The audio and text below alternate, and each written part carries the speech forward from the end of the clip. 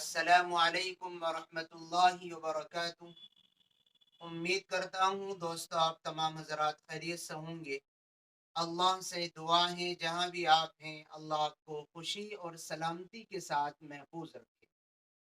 दोस्तों आप हजरात जानते हैं कि सर्दी का मौसम आ चुका है, जाड़े शुरू हो चुके हैं।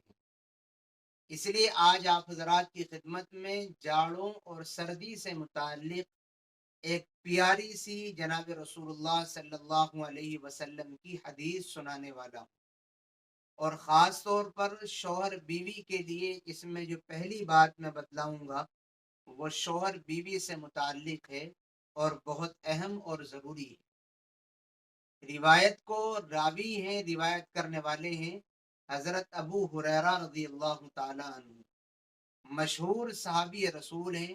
जनाब रसूलुल्लाह सल्लल्लाहु अलैहि वसल्लम की बहुत सारी हदीसों को रिवायत करने वाले हैं। वो फरमाते हैं कि रसूलुल्लाह सल्लल्लाहु अलैहि वसल्लम ने इरशाद फरमाया कि तीन चीज़ें ईमान के आला कामों से ताल्लुक़ रखती हैं, यानी इन तीन चीज़ों का ईमान से बेहतरीन कनेक्शन है। ये तीन चीज़ें ईमान से आला कांटेक्ट और ताल्लुक़ रखती हैं। जो मोमिन होगा उसके अंदर ये तीनों चीज़ें ईमान के साथ साथ खुद ब खुद आ जाएंगी।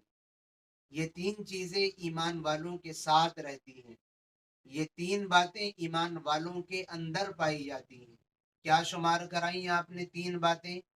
पहली बात, हजरत अबू हुरैरा रज़ी अल्लाह ताला अन्हु फरमाते हैं हुजूर ने फरमाया कि जिस मर्द औरत पर, जिस शौहर बीवी पर या सिर्फ शौहर पर या सिर्फ मर्द औरत पर गुस्ल जनाबत फर्ज हो जाए, नापाकी का गुस्ल फर्ज हो जाए, तो उसको ऐसे वक्त में गुस्ल कर लेना चाहिए जब उसको कोई ना देखे, कोई देख ही ना पाए, उसको ऐसे वक्त में गुस्ल कर लेना चाहिए। मतलब क्या है, मुराद क्या है? अगर गुस्ल फर्ज हो जाए तो खास तौर पर चूंकि सर्दी के मौसम में गुस्ल करने में आलकस, सुस्ती, सहूलत, सुस्ती आती है, कहालत आती है सर्दी की वजह से। इसलिए हुजूर ने खास तौर पर सर्दी के मौसम को मुखातब करके फरमाया कि सर्दी के मौसम में अगर किसी के ऊपर गुस्ल फर्ज हो तो उसको फौरन कर लेना चाहिए, ऐसे वक्त में कर लेना चाहिए कोई ना देखे, यानी जब सो रहे हों सब, किसी को मालूम ही ना हुआ हो, और उस वक्त में आप नापाकी से पाक हो जाएं, गुस्ल कर लें। यानी ज्यादा देर नापाक ना रहना चाहिए, पाक हो जाना चाहिए।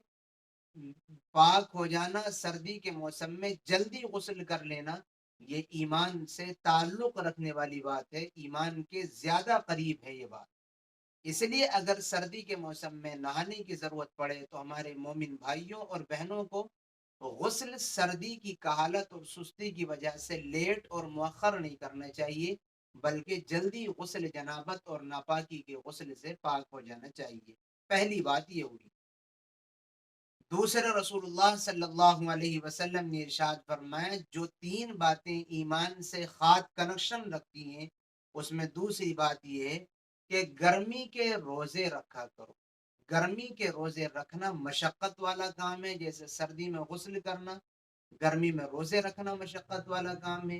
हुजूर ने फरमाया गर्मी का रोजा रखना ये भी ईमान के से ताल्लुक वाली चीजों में से है, और ईमान ईमान की करीबी वाली चीजों में से है। इस काम को वही करेगा जिसके अंदर ईमान होगा।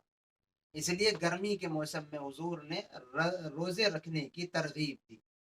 तीसरी बात हुजूर अलैहिस्सलातु व तस्लीम ने इरशाद फरमाई जो ईमान से खास कनेक्शन और ताल्लुक रखती है, वो ये है कि ऐसे बयाबान जगह में नमाज पढ़ने का एहतमाम करना चाहिए जहां किसी की नजर न पड़े।